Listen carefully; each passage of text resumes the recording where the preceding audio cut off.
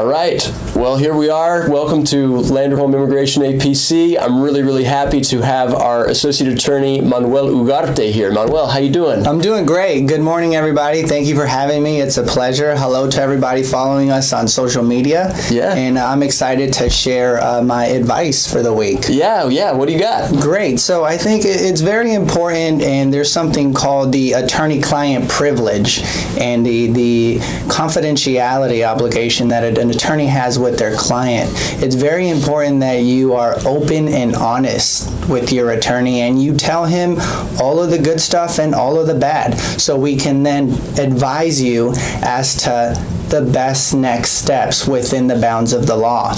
And I think it's just very important, and I know the actions can be kind of you may be ashamed or feel guilty, but maybe some embarrassment, maybe. Exactly. And I think it's just very important to talk with your attorney about this before you go in front of the immigration judge, before you go into your interview at USCIS, before you file any application, so you don't prejudice your case. Because not only are you prejudicing your case, that is going to affect your spouse, your children, your family, and any potential future applications that you can make. All right, so I'm going to interrupt real quick. Manuel, what exactly happened last week? So what happened is that we thought we had a very easy adjustment case. We had a nice family coming in and with their child, and everybody was going to get hopefully a green card. However, the client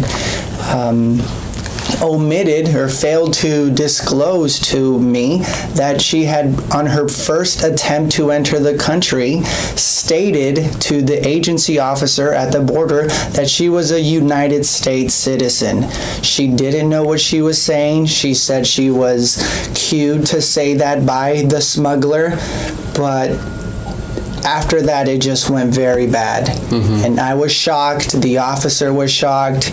I wish I would have known, but this is just very bad. Why is it bad? What consequences does lying to the officer, saying that you're a U.S. citizen when in fact you're not, what does that actually do for an immigration case? Well, not only is there's a willful fraud misrepresentation, this is on top of that, when you claim to be a United States citizen,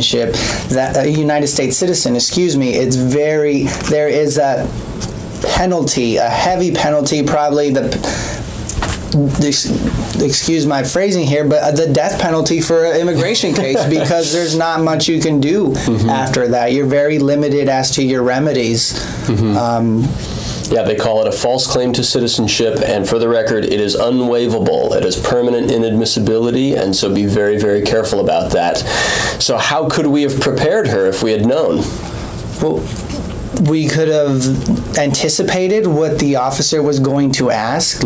I mean, here they kept asking, and when she failed to disclose, it became more of a willful misrepresentation, a willful omittance, and this just made her case look even worse because we were not upfront with something that might have been said or might have been jotted down incorrectly by an officer at the border. And awesome. I mean, that's crazy, but great. So the big takeaway, everybody, is what? One, tell your attorney everything. Tell him everything. Yeah, tell your attorney everything. Let us make those tough decisions of what is the next step and how we can obtain a favorable result for your immigration case. Yep. Yeah, we can't protect you as best as we can unless we know the whole truth. So tell us the whole truth.